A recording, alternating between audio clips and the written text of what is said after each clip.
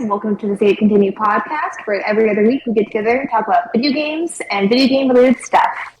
As always, I'm Shanae Howard, and with me is Tommy Shelby Hello. and Ryan Robinson. Hi, guys. So, guys, what have y'all been playing? So, I've been playing a lot, which is kind of weird recently. You know, I haven't been playing that much. This week I played a lot. Still playing Ghostwire. And I feel like it's taking forever, but only because I'm doing everything, you know? Like, I feel like I could have finished this game 10 hours ago, but I'm fucking doing everything. Well, that's but good, it's still, right? it's still fun. I played fucking Nickelodeon Kart Racers 2. So, like... I saw you online doing that. Was it better than the first? I didn't play the first one. The first one, people apparently really did not like. This one it's got some pretty cool stuff about it. Like, so you've got like your main roster of characters, right? But then it's got like this thing where you choose like 3 like crew members, right? Mm-hmm. And it's kind of like choosing your loadout in a fighting game. Like, you know how like Ultra 4 or like Third Strike like let you choose your super? Yeah. Like that's kind of what's going on there. Okay. So what does the crew do?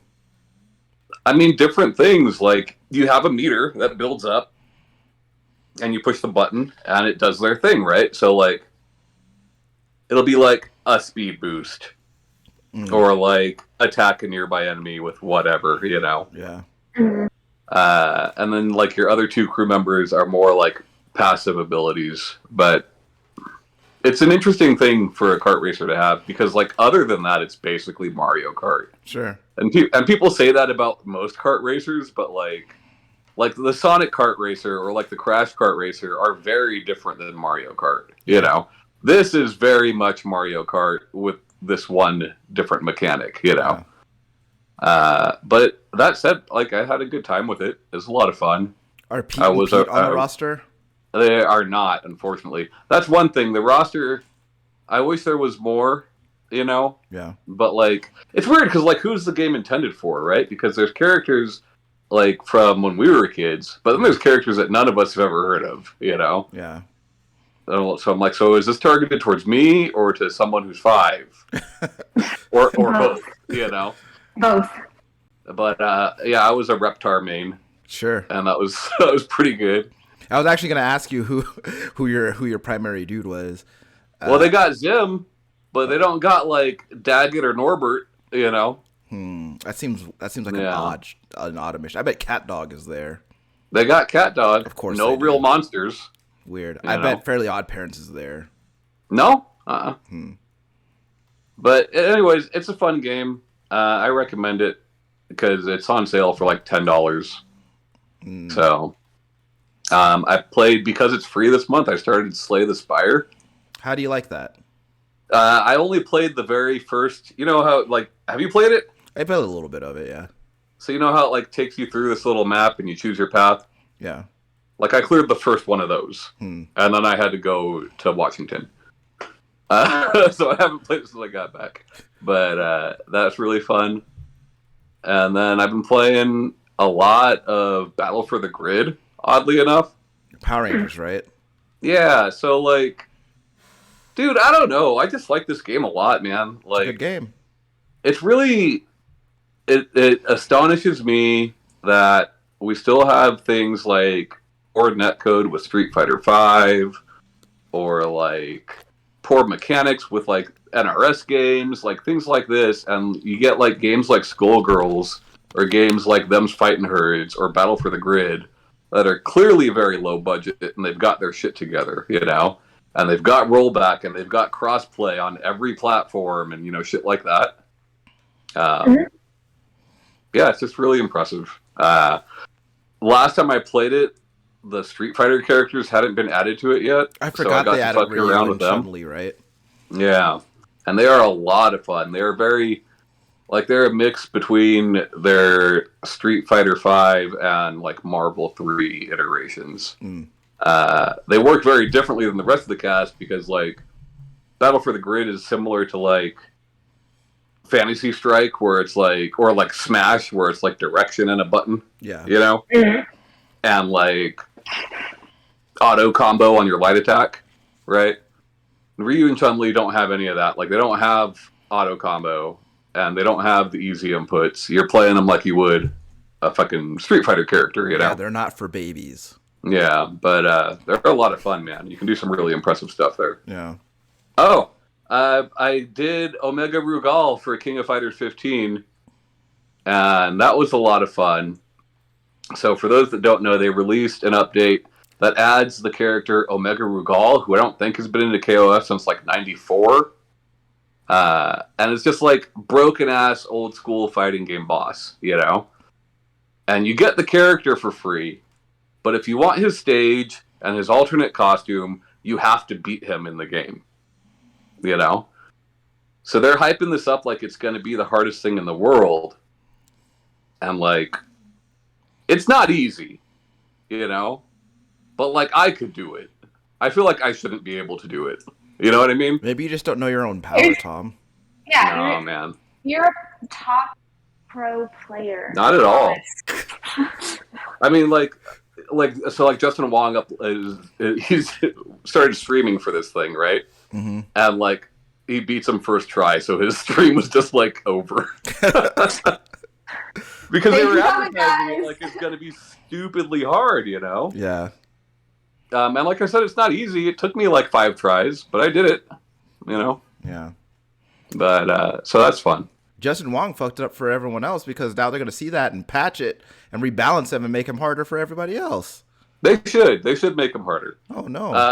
And the character, like the playable version of the character is definitely nerfed, you know? Yeah. But like, it's still got enough problems that character is banned in tournament already. Sure.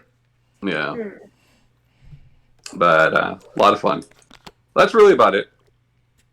What about you, Ryan? What have you been playing?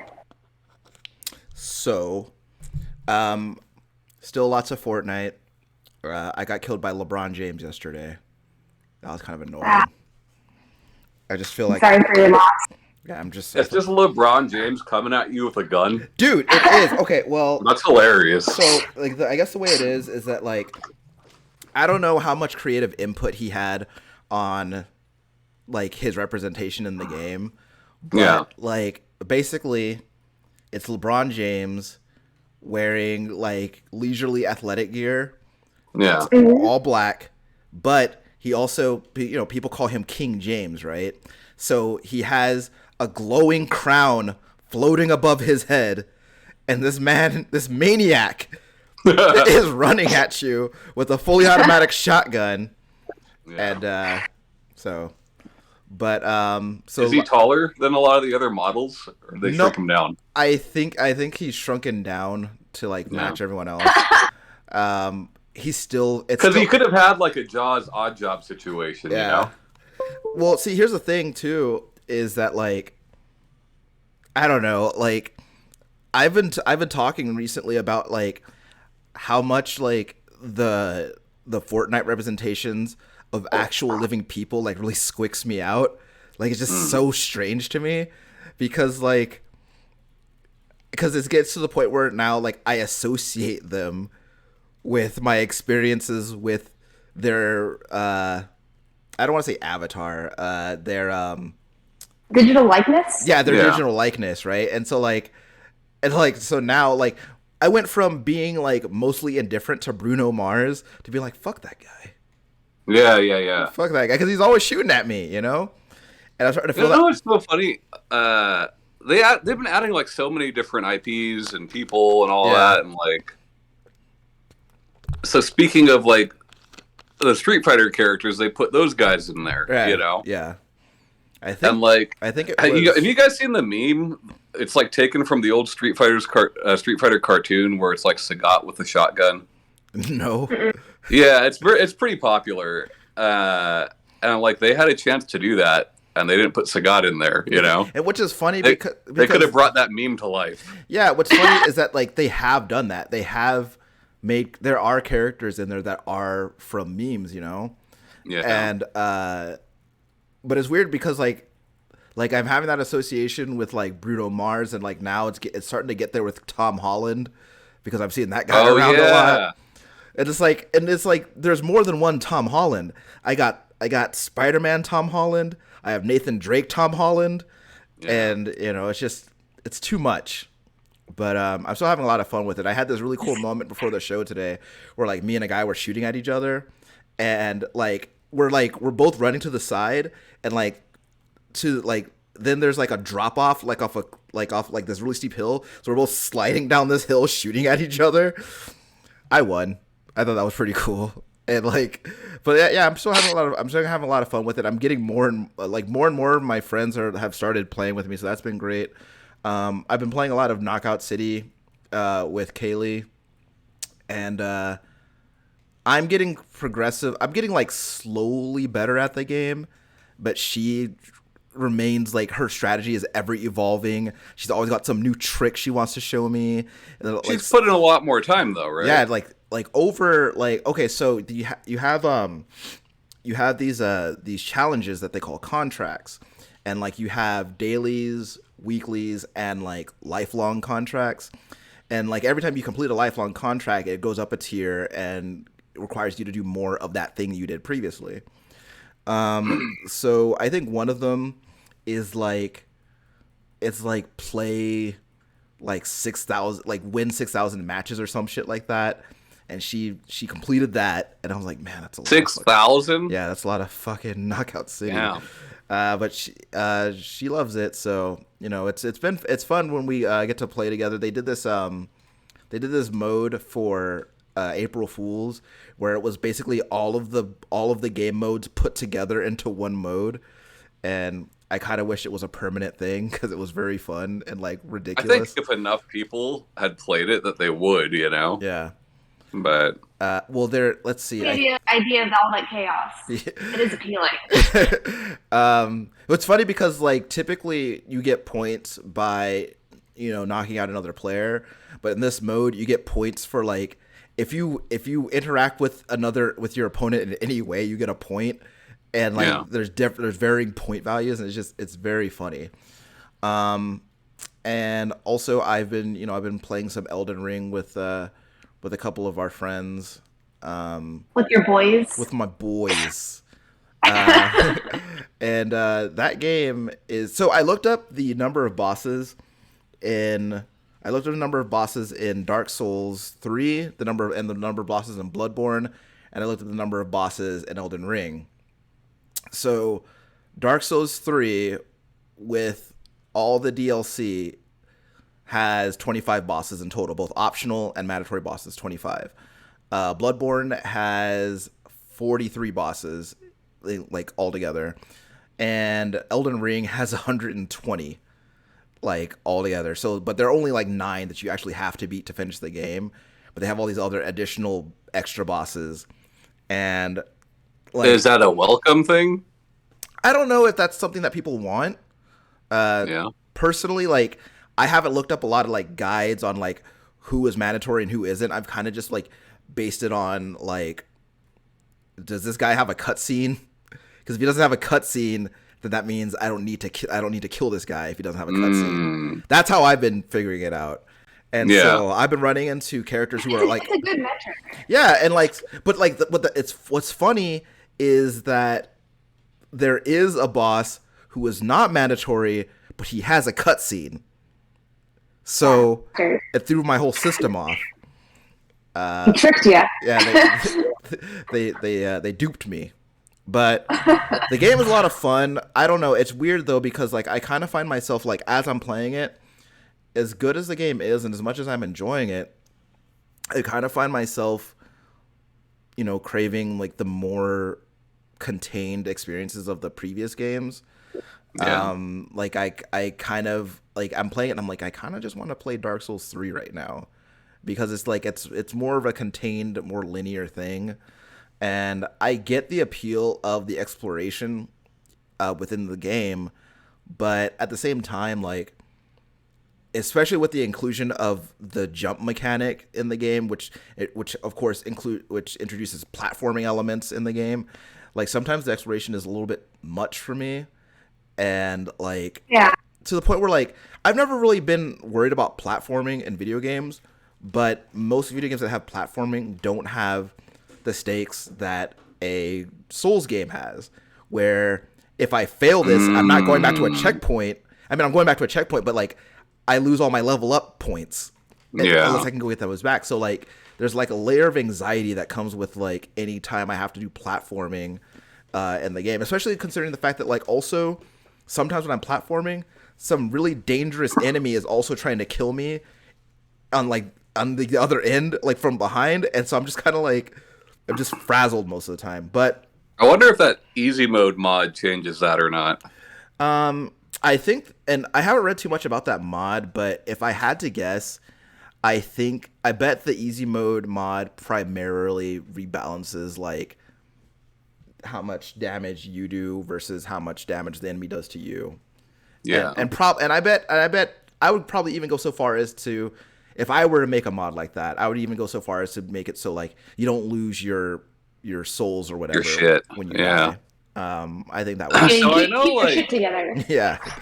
I know, like Miyazaki has talked about difficulty in their games and all that, but like that has been the like by a mile the most downloaded mod for that game. Right.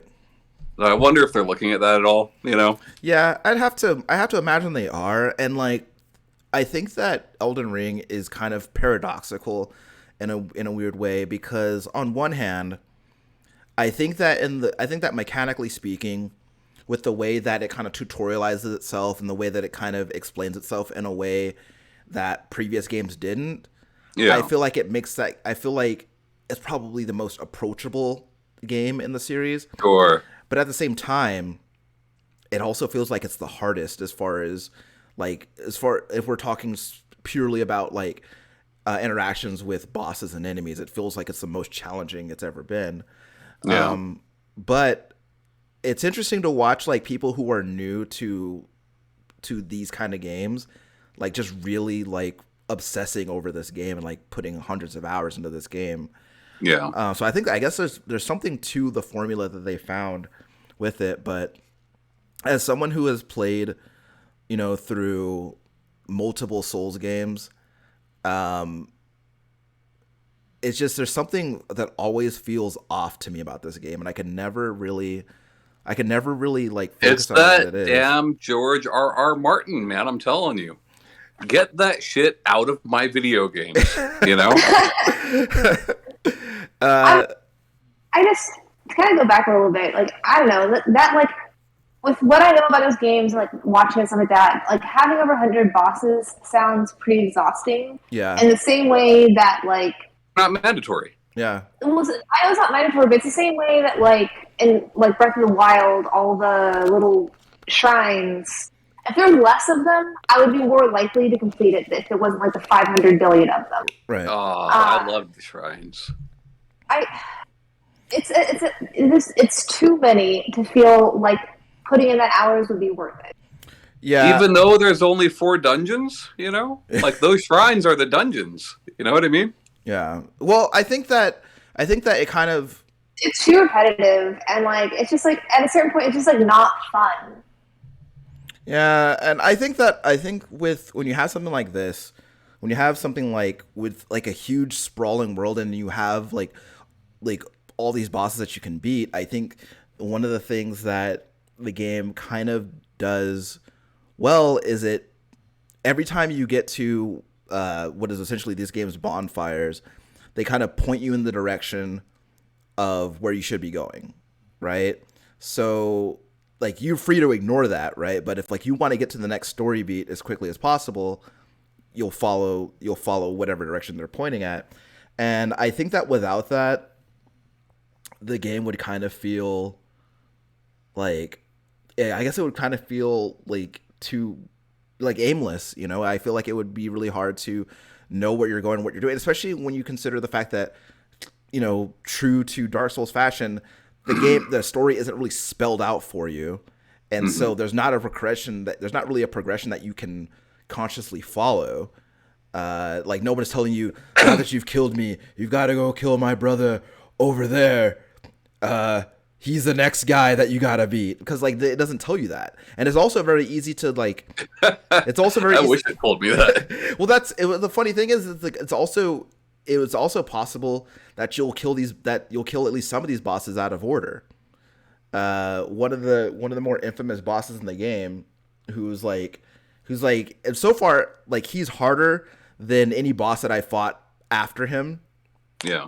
But it's also possible to like he's like in this whole big castle, but it's possible to go around that castle and do stuff that you should be able to access like after going through the castle, and then potentially like run into a boss that's supposed to come after him, you know, and then and then not even know that you're supposed to go back and kill that guy. And yeah, there are guides and stuff like that, but like for people who like to go through a game blind, it feels really difficult to do something like that in a game that is massive as this one. Yeah, and you should be able to. Yeah. You know, games shouldn't rely on their communities. You know? And I feel like, and that's not even something that's like unique to Dark Souls either. It's not, no. Because I feel in my experience, I feel like Dark Souls does that. I also feel like Monster Hunter has done that for a really long time. You know, and I don't even think it wasn't until recently that Monster Hunter started telling you like, you know, like how to do certain things and how to approach different weaknesses and like how much damage your stuff is doing, because the other games didn't tell you that. So like you had to hope that someone else was like doing the math out there, figuring that shit out. Like every single fighting game. Yeah. You know? And I don't think that should be necessary. I don't think that I should have to, like, that's another thing too, is like when you go into a game and you're like, I want to finish it, but like, uh-oh, are you okay? I'm okay. I don't know what happened. You want to finish it, but like you gotta, like, you can't, because like there's like some kind of thing that's stopping you, and like, well, I don't know what to do or how to get past this thing. The game's not telling me nothing. Yeah. So I don't know. Games like that are frustrating sometimes, but what are you gonna do? I felt that way about whenever me and Sean were playing like the Halo games, like especially like Halo 1 and 2. I was like, and yes, I was talking through some of the storytelling. Sure. But also, like, I didn't know where the fuck I was supposed to go. And I was like, all right, like, and then, like, whenever, what they're called, the little, like, kind of like little octopus things, where it's, like, a bunch of them. The flood? That swarm, because they're always in, like, small areas, like, even trying to follow the enemies wasn't helping me. Yeah. I mean, luckily, he's played those games enough where he could, like, direct, but I was so lost through all of it. And I know that if I was playing by myself, I'd get pretty annoyed with it. Yeah. Like, maybe if I had played the first two, like, when I was younger, and I didn't have the option to buy other games. But, yeah, it was super annoying. That's how it is, you know? Like, Bailey's been playing Skullgirls forever now, you know? Yeah. Today, this afternoon, I'm playing Battle for the Grid, and I'm talking about, like, push blocks and DHC, which Skullgirls has. She just learned about this today, you know? Because the game doesn't, like, help you with that shit, you know? Yeah, and I think that, like, I do, especially with fighting games where, like, the game has mechanics in it that you are meant to utilize. Yeah. But not every game will tell you what those mechanics are or how to utilize them. And there are a lot of times where you can put tens, hundreds of hours into a game and not even know that stuff is there. FADC in Street Fighter 4 is like that game's main mechanic that the game does not tell you about, you know? Yeah, so it's another Kara throws, like, tons of fighting games have Kara throws. None of them mention it, you know? And that's another one of those things where you have to, like, rely on the community to like tell you that stuff. And I do think that, like, developers should trust the player to a certain extent, but I also don't think that has to come at the expense of telling them, like, how the game works. Yeah. Like, even if you don't have, like, the straight up tutorial, like, having that information, because I do think that, like, there's probably a lot of creativity that is created, like, in different playing styles and things you can do, things that people come up with. Right. Because some of these things, like, because these things aren't obvious and they're not really, like, given to you. But having some sort of, like, source material where if you wanted to go to, like, we're at an age now where if you wanted to go to a website and, like, find it, and like they just have that open data there. Yeah. Yeah. Where if you like say if you don't ever look it up, you can just do whatever. But if you do want to, you can. Instead of like and having it be officially from the company rather than like speculations. Because there's probably been plenty of things out there where it's like percentages or information that was like spread around a community that's not true or doesn't work that way. Yeah. Exactly. Yeah, and it's on one hand it's fun to kind of like, especially with a game like that is so intentionally opaque as a game like Dark Souls, where since the game doesn't spell this stuff out for you, it's fun to kind of like watch like wikis and like communities like piece that stuff together like over time from day one. But that's not fun to everybody, right? So like not everybody wants to go and do that.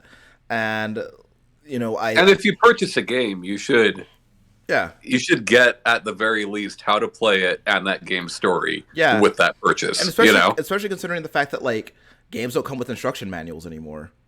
Right. So like games have tutorials, but like those tutorials like vary wildly in quality. And again, a lot of tutorials will leave stuff out. Right. Well, it's like Strive, like Guilty Gear. The past few iterations have had great tutorials. Right. Right. Skullgirls has a pretty good tutorial. Unist has great tutorials, but like there is shit that they don't tell you. Yeah.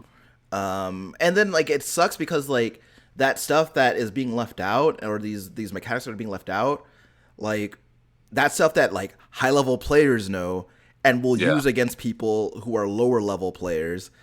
And it goes back to what you were saying before, Tom, where I remember we were playing Street Fighter one time, and you had asked me, he was like, Ryan, did you ever play a fighting game against a friend when you were younger and you knew how to do a thing and you used to beat them, and you wouldn't tell your friend? You wouldn't tell your friend because you wanted to keep beating them. Yeah. And I think that's how, I think on one hand, like that information is out there so you can find it. But on another hand, like if you were the kind of person who was just wanting to ask, like you just want to talk to another person who is part of the community playing this game, and you're like, okay, well, how are you doing this thing? And there's a degree of likelihood, depending on the community that we're talking about, there's a degree of likelihood that they'll tell you just like, well, I don't know, get good at the game, I guess. Yeah. And then like you said, like the information's out there. Yeah. But I don't feel like I should have to look elsewhere for that information. You shouldn't. You shouldn't. And it's not, and I think that placing the onus on the player to find that stuff is like really presumptuous, because like that's another thing too, is like one of the things that I talk about when it comes to like accessibility in games is one aspect that like I think it gets overlooked a lot, which is some people have different amounts of time to devote to this sort of thing than others. Like some of us are parents, some of us work multiple jobs, and so we have like I have 90 minutes a night to play my game. I really want to play my game. I don't want to spend 30 of those 90 minutes looking up how to play this game that I've been wanting to play, right? Yeah. So I think that making that assumption to that, like, well, if they want to know, they'll go look it up. It's fine. Like, making that assumption is like I feel like is kind of inherently shitty. Even like not even that mindset, but just like you only have 90 minutes a night, say, but like you can't get past this level and you can't figure out like how other people did because they have like gone and looked it up and stuff like that, or like figured it out or know intuitively based on other games because they have like the free time, right? Yeah. But like, because it also like because like there's been plenty of times where like there's things I've learned later that you can do in a game, and I'm just like, that would have made my life so much fucking easier. Yeah. And I would have enjoyed this game better if I had noticed that was a thing. Yeah. I think I was tell you like granted, Fire Emblem has a fuck ton of shit. I'm not saying this is the onus is not on Fire Emblem for this. This is for me, but like the quick travel, like how many hours into it until I figured it out, because they just said it one time. Yeah. So the game doesn't tell you about that? It does like briefly in like a bunch of other information. Okay. And I just like didn't read it. Like it just and there's like things they'll give you like tips on like in the loading screens, and I just like hadn't popped up. And so I was so there's so like that like they did say it, but that's still on me. But there's like times where they don't say it, and I like meet somebody who's just like, oh yeah, like I've played a lot of that game, and they told me like these things. I'm like, what? See, and whichever one of And you brought up manuals, like you're completely right, right? Like a lot of people were like, "Well, old games didn't have to tell you that shit." Yeah, but you had a fucking book Yeah. that told you that shit. You know? Yeah. Yeah. And like, I mean, there's times that like I struggled like Link to the Past, and like I was to ransom when I was a kid about like where to go. right. But you understood how to do the things, though. You know? Yeah, but I knew how to do all those things, Right. and I eventually figured out like who to talk to and figure out how like okay, well this area doesn't do this, and like figure out the map, and that's fine. Like not saying where the map is or like anything like that. Like I don't think that that's, but like just basic things and how to play the game. Agreed. Yes, I would like, rather like Elden Ring or GTA or any of these open world games not have an arrow showing me where to go. Yeah. And better explain how to play the game. Right. You know? Right. And even I think that the problem is that like engaging in like meaningful conversation about this sort of thing is sort of tricky too, because people get defensive over what is widely perceived to be a quality product. They get really defensive over any like sort of criticisms of it. Like I cannot begin to tell you how many times I got fucking dogpiled on because I mentioned something that I thought could be better in The Last of Us. You know? Yeah. You know, and like even regardless of the validity of the criticism, like people are typically like really precious about that sort of thing. And then you think then like you quantify that to whoever actually is the person who put hands on making this thing, and how willing are they to forego some of the design choices that they made with the production of this game. And it goes back to what you were saying about Miyazaki and his conversation and what he said about the challenge of his games, because he said that like he's saying like, well, the games are balanced the way that they are because I want people to feel a sense of accomplishment by beating these bosses, right? And that is something that he has wanted to get across with his game, which on one hand that's great because it does feel good when you finally beat a boss that you've been trying really hard to beat. But on the other hand, like part of beating these bosses relies on having information that is not readily available to you. Yeah. So like, and you're the first person I've heard make that argument, you know? Yeah. Like I'm fine with the game being hard. yeah, If I know how to play it. Yeah. You know, you're the first person I've heard say that though, that you don't have the information you need, you know? Yeah, and there are different things, right? Because so if you look on the wiki for any of these kind of games where the information about your enemies is hidden from you, you will typically see the enemy in question and then a breakdown of like what their HP is, what kind of weaknesses they have, and things like that, right? So let's if we take Elden Ring for example, I might need to let's say a boss has a weakness to fire, right? Typically there is no indication of that weakness outside of like applying that that status to the enemy, right? But on one hand, I think that it's okay to kind of like let it be like a little thing that the person figures out. Okay, I use fire on this person. I use fire on this person, right? And you can show and not tell. Yeah, but that's still telling. You know what I mean? And like at the same time, like there isn't like an explicit indication that enemies have specific weaknesses at all. Yeah. Like there isn't like there are different types of damage, sure, but there's not a specific indication that like, well, it's not Pokemon. Yeah, well, some enemies are weak to fire, some enemies are weak to magic and stuff like that. Like they don't tell you that stuff. It's like some games, like the ones that are weak to fire, maybe they'll be like green or like have more green coloring to them, or when they're like, or when it's super effective, they'll stay red like longer, or look like they're on fire for longer than like the average thing. And with like, it seems like with Elden Ring, like you have to pay attention to not only what you're doing, but how fast their health bar is going down. Yeah, And yeah. that like, That's the and main thing. that's like, and that can be, and I can imagine that be frustrating. But like, I don't necessarily think that they have to give that.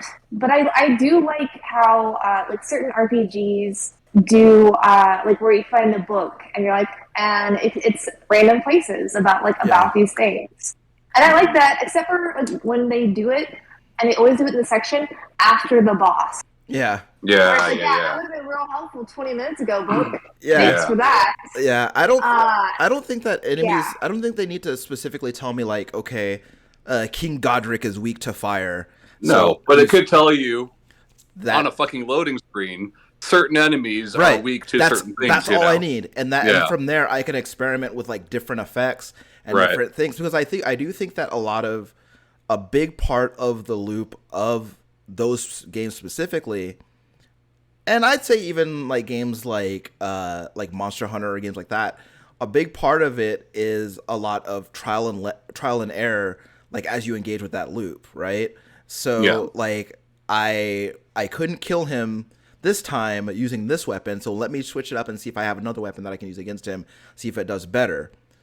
The thing about it is that there are a couple of reasons why that additional damage could be done. Let's say the enemy has a weakness to fire and also has a weakness to slashing type damage, right? So Yeah.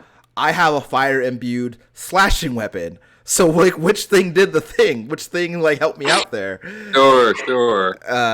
So it's Well, that and just retrying in the game is yeah. a bit more punishing than a lot of other games, you Yeah. know. Yeah. And But and I don't want to like I don't mean to paint the picture that I think that you know Elden Ring or any of the games that preceded it are like poorly made games by any means, yeah, but I do think that it is really important for in order to be I think conducive to a positive experience for the user. I think it's important to give them certain pieces of information to help them make informed decisions as they're playing the game, to give them more because I think that some people find enjoyment out of figuring that shit out, but like yeah. But you can do better. You can do it better, though, right? Like I yeah, said, the show don't tell is my preferred way of learning things in games, but that's still giving the player the information that they need. yeah, I think about games like old shit, right? Like Ikaruga is a fucking hard game, yeah, and there are things I need to figure out while playing that game, like enemy patterns and things like that, right? yeah, But I know what button does what, yeah, like yeah, and those patterns are something you can like perceive and like right, memorize. right, And but like even just basic information that like enemies have weaknesses to certain things. Like not yeah, everything does the same amount of damage. Just like knowing that, right, knowing exactly, generally, yeah, and when you and like even if you do tell, there's ways. It's like there's different ways to I think like still keep it engaged and not like in these type of games. Like I think of a lot of platformers and adventure games. Like they don't tell you how to do everything at first. Like you go through and you eventually, and some of it like they do it pretty early, so you like learn all the buttons.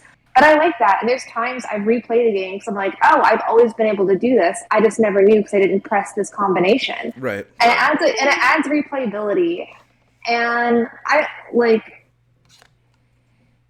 and if your intention is to make a game for those people who want to figure something out, then I guess like fair enough on that.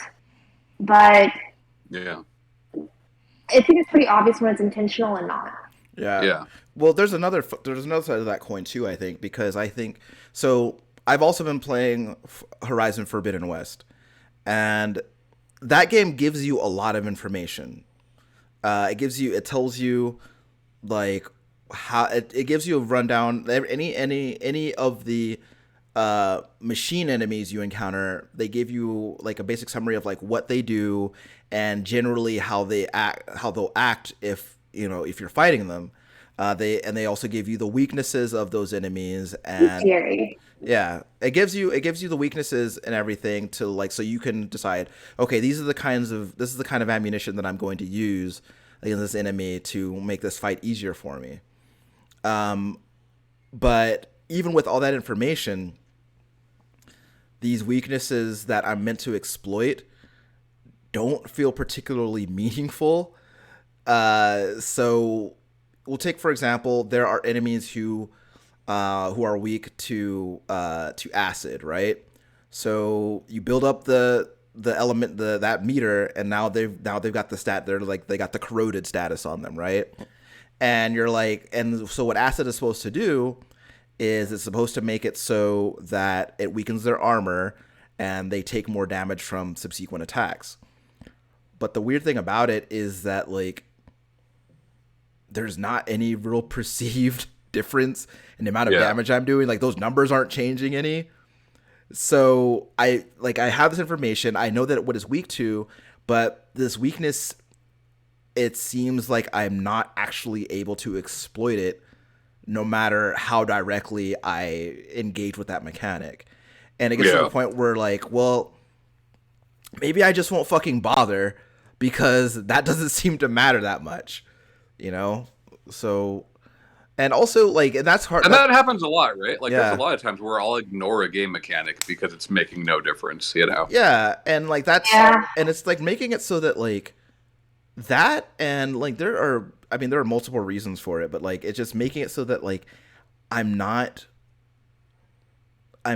really able to stick with that game for, like, any meaningful period of time. Yeah. Like, I'm never, like, I find myself, like, not really ever in the mood to play it because I'm just, like, on one hand, there is so much to that game. Like, that game is dense in a way that I feel, in a few ways that I feel like are actually kind of detrimental to the game.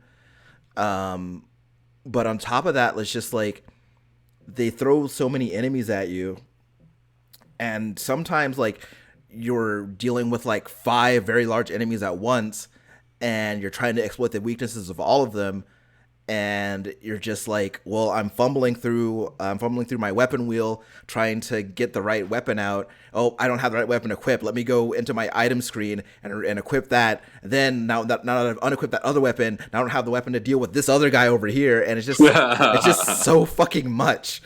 So, but, you know, I do like where, like, when games do let you just, like, ignore mechanic, like, I think, like, or ignore, like, weaknesses and stuff like that too, because, like, I think of, like, Divinity and Skyrim, because those are the last, like, RPGs I played. Mm-hmm. But with Skyrim, you can very easily just max out, like, all your fire damage, and even things that aren't weak to fire, they're going to be taking damage. Yeah. And, like, you can boost that with different, like, skills and levels. So I do like that, even if they do have as a feature, like, in a lot of games where, like, you can kind of play however. Because I think, like, I mean, one thing I harped on for, like, a really long time is, like, I didn't like Dead Island because it made shooting terrible, or using like, basically any weaponry besides curb stops. Yep. And so, like, I think that there's, like, obviously, like, a limit to it. Don't make, like, everything, I guess, like, optional. Oh yeah, yeah, for sure. Something's got to work. Yeah. Well, but I do like it, if they give enough options. But, like, obviously that lends itself well to, like, RPGs and, like, open world games, not as much for, like, more linear or, like, fighting games. Yeah. So this conversation's going all over the place, but, like, you just made me think of it, Shanae. You know what I fucking hate is, like, when a game gives you something awesome when the game is over. Oh yeah, fuck that, like, dude. Like the cement power in Second Son. Like, you know? what am I gonna do with it now? Like, now I got this awesome cement power for fucking Troy Baker to use, but the game's over. I already saved Grandma. Yeah. Or maybe you didn't. Or maybe I didn't. Yeah. There's so many games that I, like, beat all the side level quests, and then, like, you get, like, and, like, you do, like, the main ending quest, and the main ending quest, like, gives you, like, a fancy weapon or power. Yeah. And you're like, and they're like, oh, and here's the open world, you can finish all your quests. And I'm like, oh, that's the one problem with Breath of the Wild. Like, all right, I got this sweet motorcycle. Now that I'm done, Yeah. you know. Well, I think the only good use case for something like that is if you are going to have a new game plus.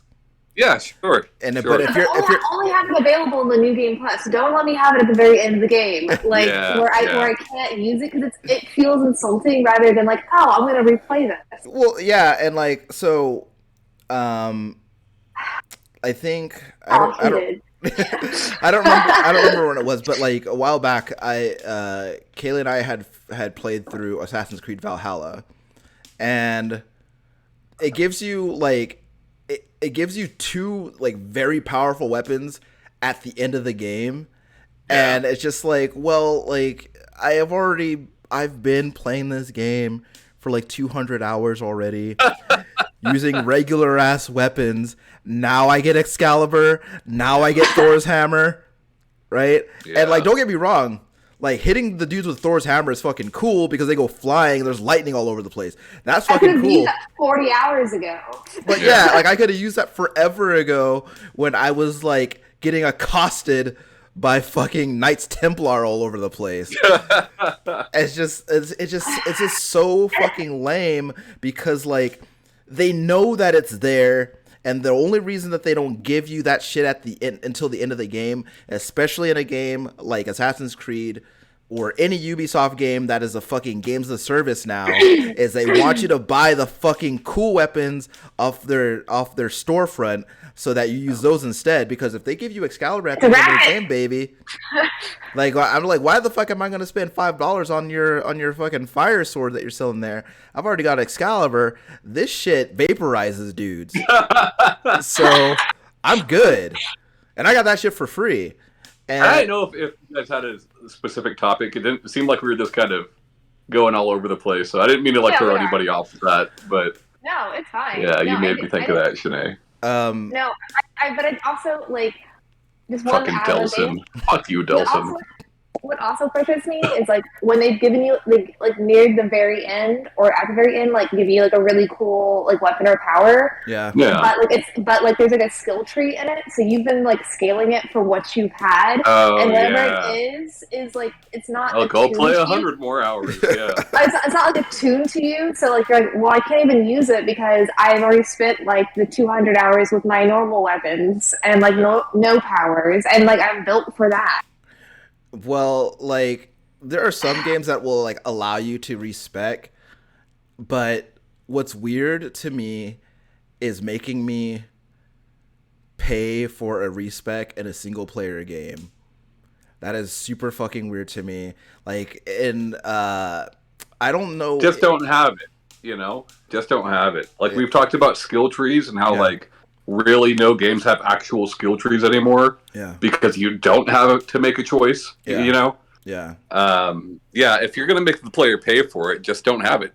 Well, don't have that ability, you know? Not like pay like... You have to commit. Yeah, like, yeah. No, I know what you mean, in currency, but yeah. Because I could see like in like an MMO, what's that? I don't mind like paying for it in like an MMO or an RPG or whatever. Like to respec, just like in in-game currency, like real life, I'd be mad about that. But, like in-game, like yeah, some of them I wish I could just go back and forth. But also, I do feel like because I put time into this, it matters more. Sure, like the sunk cost policy or whatever. Like I'm all about that. But like also at the same time, if I ever played a game that asked me to cough up $5 to redistribute my skill points, I would uninstall it immediately. I'm gonna pay that, man. I'm paying it. But like I don't know. I think that when a game has like a really huge amount of content and a world that they want you to actively explore, like I think that gating like the really cool shit to after I've already spent 100 hours in the world or after I've already done everything in the world just doesn't feel like that great. Like if you get like, let's say I've done all the, I don't know how big Breath of the Wild is. I don't know how much stuff there is to do in that game world. I don't know how much stuff there is to do in that game world, but I do know that if I did everything in that game world and then I got the motorcycle, after I did everything. You can get the motorcycle before you do literally everything, but I think for most players, by the time they get that thing, they're damn near done. You know? Right, and so like, man, I would have really loved this fucking motorcycle. Which, by the way, the first motorcycle I've ever seen anywhere in Hyrule ever. I would have loved this. Hyrule go-karts. I would have loved this technological marvel like 80 hours ago. But I don't know. I think that also it's hard. It's got to be a hard balance, right? Because like as a developer, you don't want to blow your load at the beginning of the game, right? Because then like you want the player to have you gotta you know? Yeah. You want the player to have new things as the game rolls along, you know. And you want to have weight, like to it. But like having that last awesome thing at the end of the game. Like I made it like 2/3 of the way in. Sure. Yeah. But like 1/10 or the very end. Well, like, and again, in the new God of War, which I still haven't played, when does Kratos get them blades? When does that happen? Pretty early on. No, okay. I would say it's closer to near the end of the game because there's a whole come to Jesus moment that he has that makes him use the blades. Come to Kratos moment. Come to Zeus. I feel like I had them pretty early. I mean, you do they do allow you to play through a sizable portion of the game with the blades, so you can actually enjoy using them if that's the way you want to use. And that's what I'm asking basically. But like, but with Second Son, we were talking about like you get that concrete power after beating the final boss who was using that concrete, who also used that power against you, and then like at that point you're just like, well, because like at that point the only reason that you're going back into the world to use that power is if like if you care about trophies and you're going through and cleaning up these checkpoints with that power, but like if you already did that before beating that last boss, which I'm pretty sure I had, right? And so like if you already did that stuff before beating that last boss, then like then what the fuck is the point? And like I think that it's just I think there are a lot of weird things about that game, but like. And I actually think that I don't even think that the submit power is the weirdest thing about that game, but video game power. Yeah. Well, yeah, that was weird. But no, did I ever tell you guys about how I got about how I got blocked by Troy Baker because I asked him if he'd ever do brown face for a video game again? But like, I just think that like. As like a property, I think Infamous is more interesting than Second Son was because I feel like Infamous is cool when it's presented as like it felt very much like the story with Cole felt more like a comic book story, and it felt way cooler to engage with Infamous in that way than it did with like I'm an angsty grunge dude. And no one respects me, so I got the power of smoke, and I'm gonna use my smoke powers to teach everybody a fucking lesson. I agree. The game is like it's corny as shit, but like it's beautiful, and it was fun as hell. I mean, it's beautiful because like it's a very good looking game, especially like I think we talked before about like launch titles and how they're generally like very not great. And so like for a game to come out that early in a life cycle and take that much advantage of the technical capabilities of the hardware it's on is really, really cool. But, you know, playing that game again, you know, I like playing that game again like pretty recently. Yeah. I just like, I think that most of it works pretty well, but I hate Delson so fucking much. Dude, that can be a whole nother topic, man. Yeah, like Delson is like so fucking all lame. these open world Western games, they cannot give you a good protagonist. They can't. Like, and I don't get it. I don't want to be the Days Gone guy. I don't want to be anybody in any Watch Dogs game. You know, like all of these protagonists are fucking lame. All the fucking Far Cry guys, you know, like no, I'm good. Well, but like they're still fun games. As far as Watch Dogs goes, I do think that Marcus from Watch Dogs 2 is really cool. but Aiden Pierce is a fucking nerd, and and even with like a lot of like when like you brought up Days Gone, like I don't know how I'm in the minority of people who think Deacon St. John is a fucking dork. Like I don't know how I don't know why so many people like that fucking dude. And I think that like dude, they're doing that fucking what was that motorcycle show? oh, American Choppers or No, that fucking one with Ron Perlman. Sons of Anarchy.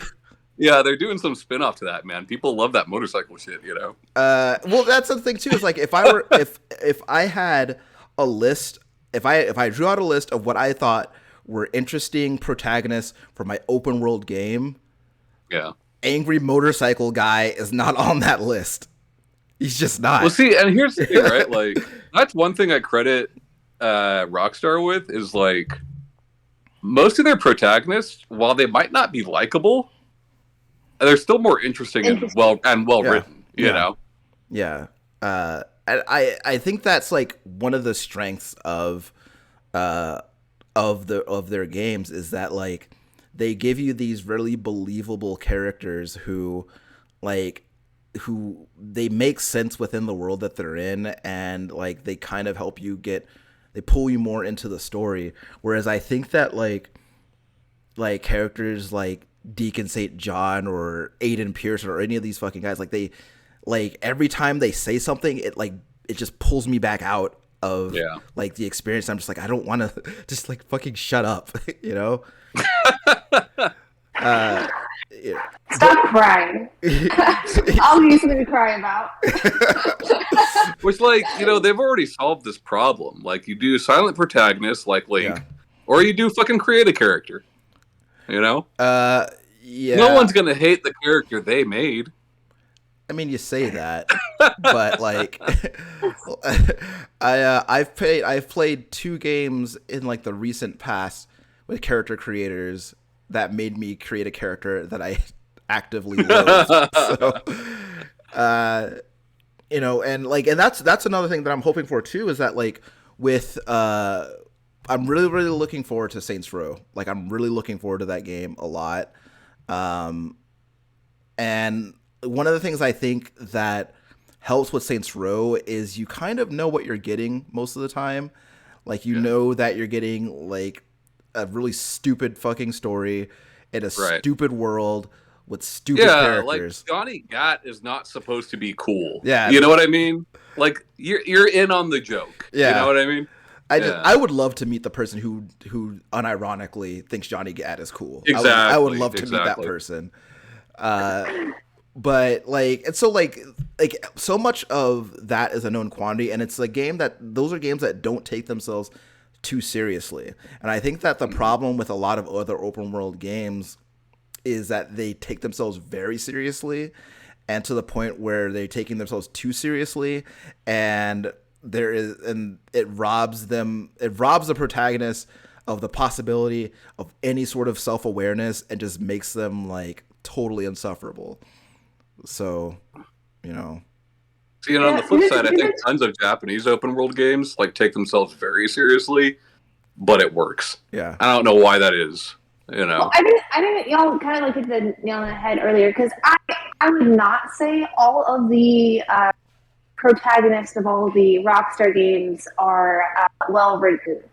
I didn't enjoy like almost any of the Grand Theft Autos, but I will say that like what you said earlier, where they make sense in their universe, is like the big thing.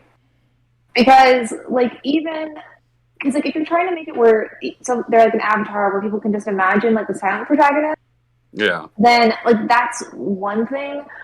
But like the people you're like named before, like the Far Cry people and like all that, it's like they're trying to just like guess what their audience is most like and just make that a person, and it feels very almost like Silicon Valley, where it's just like not Silicon Valley, Uncanny Valley.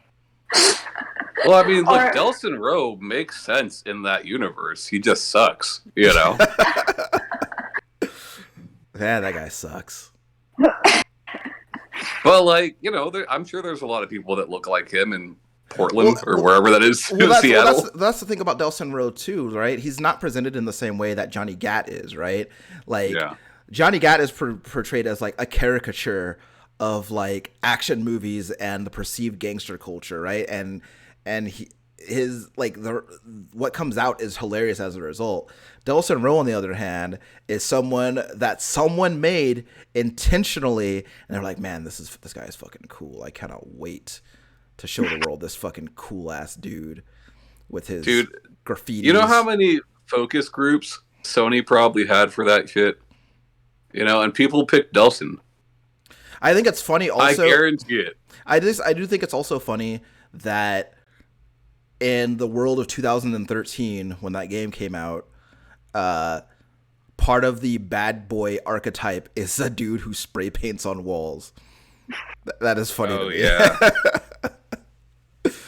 But also, I think the like Bart Simpson, you know. Sure, he's a little Bart Simpson. There's a bad boy. There's a part where, okay, so if you haven't played Infamous Second Son, there's a lady in the game by the name of Fetch, and her power is neon, which, you know, you figured out what that means. But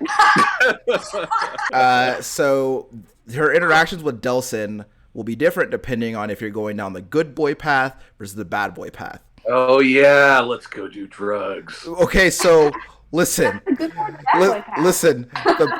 you're going down the bad boy path, right? Her and Delson are like wreaking havoc throughout the city of Seattle, and then when they're done wreaking havoc, the two of them get very horny, and then they start making out, and then Fetch says verbatim, "Foreplay is for the weak," and it was the cringiest thing I'd ever fucking heard in my life. Yeah, that is my one takeaway from Infamous Second Son. So for all you people that love Laura Bailey nowadays, just remember she said that, and she was fucking serious. Yeah, but you know she was also Chun-Li, so I give her a pass. And like, and he didn't even ask if he wanted foreplay. He didn't even ask. Like, he didn't even. Like, she just blurts it out because she needs to. Well, okay, but like, if you do the bad path, you guys end up doing like a bunch of drugs, right? Like, doesn't it become like fucking superhero Requiem for a Dream? Well, I think it's more like he kind of like enables her bullshit. Okay. And I don't think there are no shots of Delson putting a needle in his arm and a cut to his fucking pupil dilating. There's none of that. Sure. But, I mean, I would say that the quality of the story in Requiem for a Dream and the quality of the story in Infamous Second Son are they're right there with each other. So ass to ass. Oh yeah, ass to ass, mashed potato. It is funny that there's a guy in that. The reason Tom and I think watched an episode of Video Power one time was because we were talking about Infamous Second Son, and we brought up the fact that there's a guy in Infamous with video power, and then Tom asked me, have you ever seen the show Video Power? And then we watched an episode of Video Power. And much better than Nick Arcade. Yeah. Oh yeah, for sure, because you get free video games at the end instead of fucking encyclopedias. Today, you wear a Velcro suit. Yeah. And you get to stick video games to that suit. All the NES cartridges you can stick to you. You know, dream. But I think to do that you have to beat the video master in a battle of wits. And because you both get asked video game trivia questions, and there's it's this 25-year-old man sitting in a video game throne battling wits with 11-year-olds about NES games. Can I do that man on the throne instead? I mean, sure. If you can get that show back on the air, then I mean that's all you. If I didn't already have like a new life goal to be the Afghan lady, then yeah. Sure. You're gonna be the. What'd you say? You were gonna be the Afghan lady? Yeah, and hound, lady. Okay, because those are different things. Those are different things. Well, I didn't mean that obviously the way it came out. And that's Well, That's all right. I mean, look, Rachel Dolezal was black for like 10 years. So, I mean, maybe you could pull it off. I just want to look at the dog that I have. Sure. But yeah, I mean, we did kind of go all over with the topics this week. But was there any closing thoughts? Yeah, there's a game that I played a little bit of that I forgot to bring up that you guys should check out. So, Hold Back to Block is like a fighting game documentary channel, right? Mm-hmm. And like a day or two ago, they released a documentary on TMNT Cross Justice League Turbo, which very obviously is a fan game, but it is fucking awesome. Go play that game. I'm going to use my closing thought to tell you guys about something that I thought of last night. A line of gloves where one of the gloves says live and the other one says laugh, and they're called live, laugh gloves.